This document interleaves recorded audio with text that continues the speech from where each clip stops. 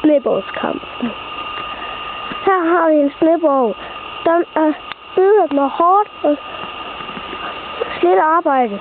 Inde bagved her, der gemmer sig en bobslæde. Den har vi brugt til en sne. Nu kan jeg lige vise jer, hvor vi hentede sne henne. Det har vi hentet hernede. Og der har vi hentet alt vores sne. Og det er bare så meget sne, vi har hentet. Hvis vi så går op til snebogen igen, så kan jeg fortælle jer lidt om, hvordan det er sket. Først så startede vi med at være derinde i huset. Og så var vi her, så gik vi ud.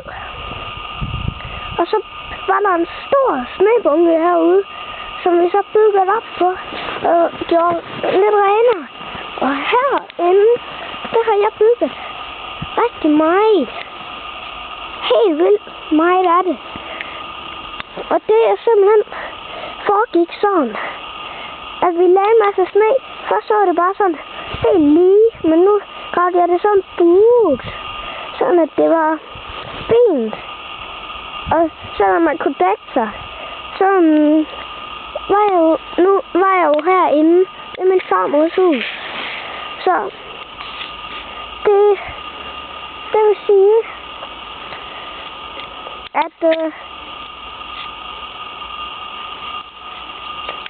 da min mor skulle hente mig, så lå jeg hernede bagved og kastede sne op mod det der tag, så den fløj hen foran hende.